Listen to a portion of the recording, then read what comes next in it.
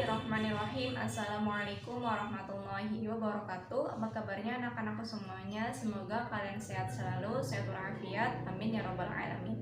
Nah, anak-anakku, bertemu kembali kita pada mata pelajaran prakarya di kelas 8 pada hari ini. Anak-anakku, ibu tidak pernah lupa untuk mengingatkan kalian kembali untuk selalu menjaga protokol kesehatan, yang mana kita harus selalu rajin menggunakan masker, kemudian cuci tangan menggunakan sabun di air yang mengalir, menjaga jarak, kemudian juga menjaga mobilitas agar pandemi ini cepat berlalu dan kita bisa aktif belajar tatap muka tanpa dibatasi kembali. Ya anak-anak, sebelum ibu melanjut materi lebih dalam, ibu ingatkan lagi sama kalian, duduk yang rapi, duduk yang manis, agar kalian bisa menyimak pembelajaran hari ini dengan baik dan pastinya tetap dengan semangat, ya. Yuk, marilah kita bersama-sama untuk membaca doa terlebih dahulu sebelum memulai pembelajaran hari ini. Yuk, tangadahkan tangan kalian semuanya, kemudian kita membaca doa. Baca doa, mulai. Bismillahirrahmanirrahim. Raditu billahi robba wa bil islami dina wa bi muhammadin nabiyyan wa rasula. Rabbi zidni ilma warzuqni fahman. Amin ya rabbal alamin. Shadaqallahul adzim. Alhamdulillah. Nah, anak-anakku, marilah kita bersama-sama untuk menyimak materi pada pembelajaran hari ini. Ada yang masih ingat tidak materi minggu yang telah lalu, minggu kemarin?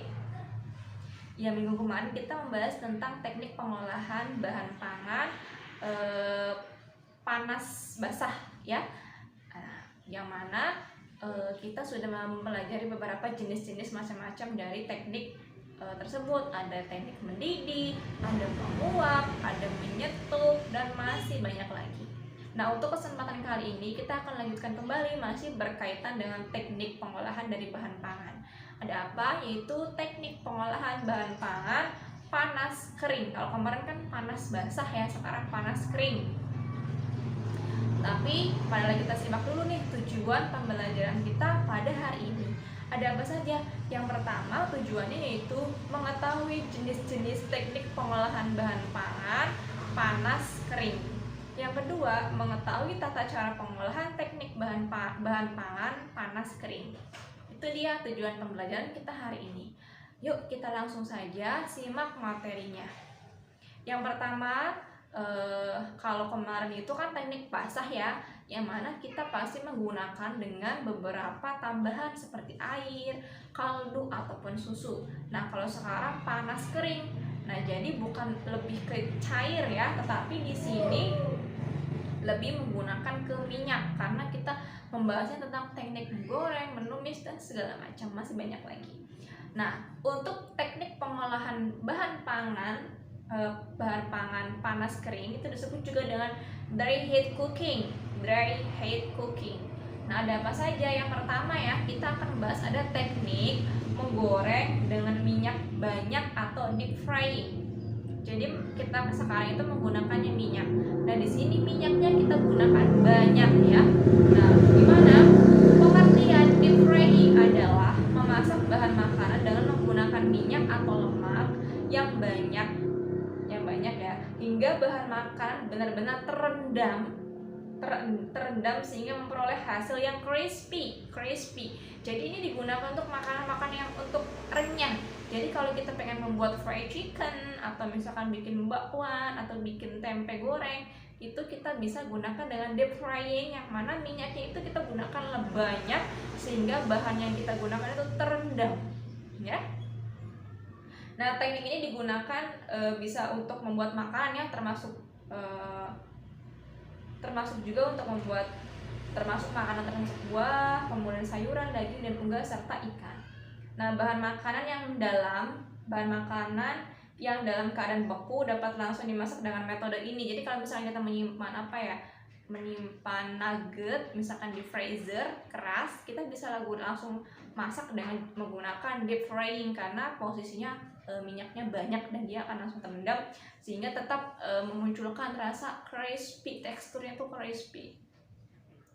Nah, kemudian pada metode kering ini karena dipanaskan dalam suhu yang tinggi akan terjadi perubahan tekstur warna dan rasanya. Pada proses pengolahan dengan metode deep frying ini beberapa kandungan gizi akan rusak, tetapi kandungan energinya akan tinggi karena mengandung lemak. Proses deep frying juga biasanya lebih sedikit kehilangan kandungan vitamin yang larut dalam air, karena dalam proses ini terdapat air yang melarutkan. Sebagai contoh, keripik kentang lebih banyak mengandung vitamin C dibandingkan kentang rebus. Jadi mungkin ada beberapa plus minusnya ya dari teknik deep frying ini.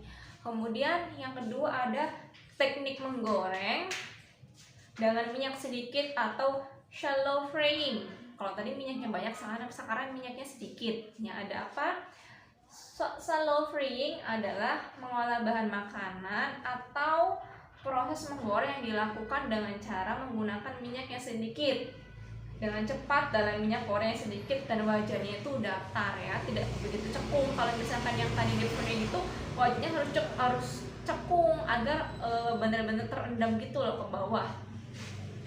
Nah, kemudian dalam shallow frying bahan makan biasanya hanya satu kali dibalik, jadi nggak dibolak-balik ya, karena menggunakan wajahnya itu pun wajahnya yang datar.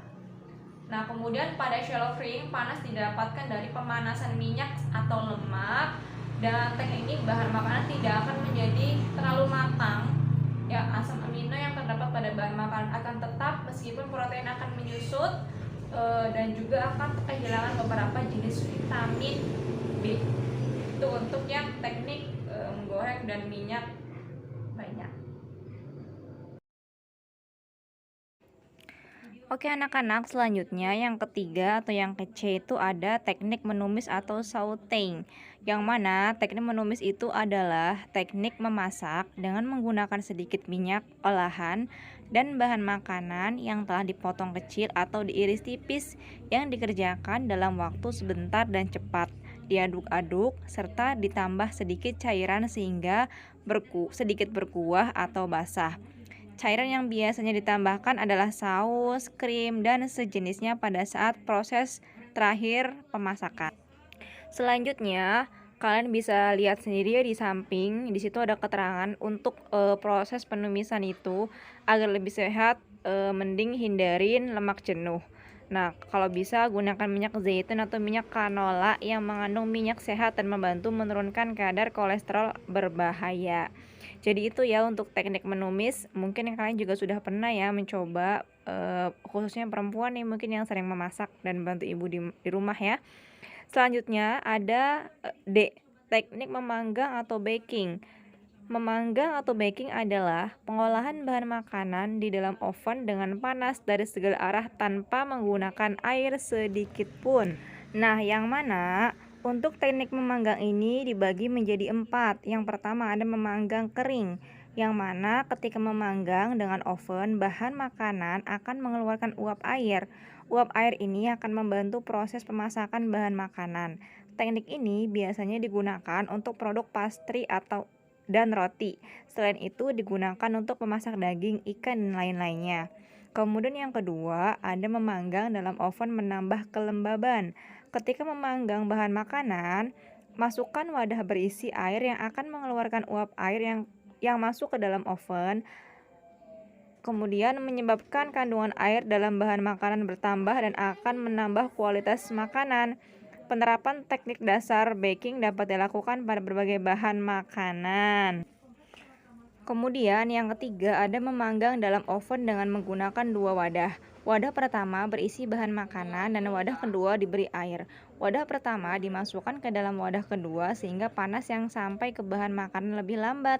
Dengan demikian tidak akan mengakibatkan panas yang berlebih dan dapat mengurangi kemungkinan makanan terlalu matang. Contohnya puding karamel.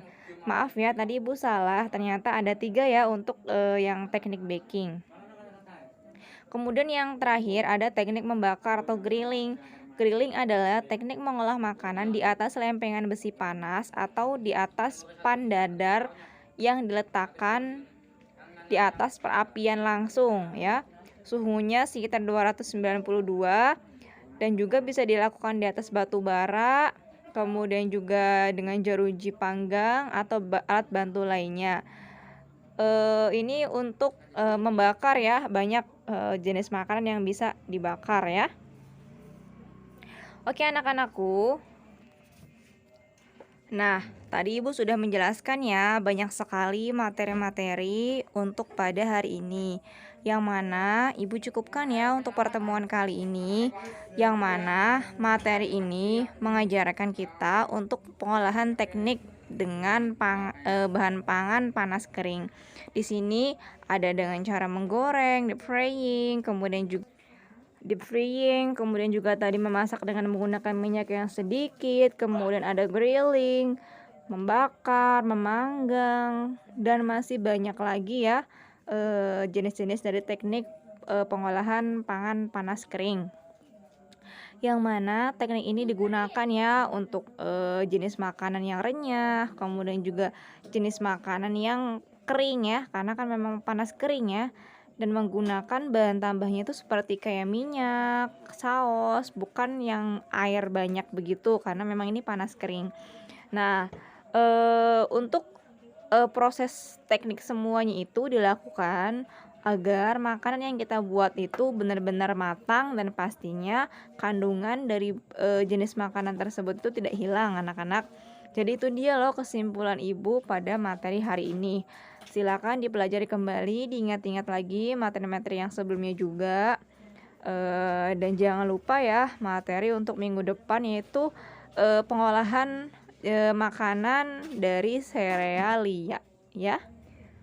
Jadi silakan nanti dipelajari di rumah agar pas pada saat pertemuan dengan Ibu kalian sudah bisa mengikutinya dengan baik.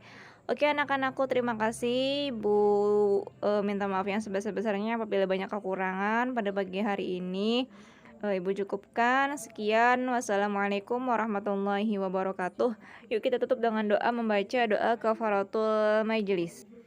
Bismillahirrahmanirrahim. Asyhadu an la ilaha illallah wa asyhadu anna Muhammadan abduhu wa rasuluh. Allahumma ja'alni minat tawwabina wa ja'alni minal mutatahhirina wa ja'alni min ibadika sholihin. Terima kasih. Wassalamualaikum warahmatullahi wabarakatuh.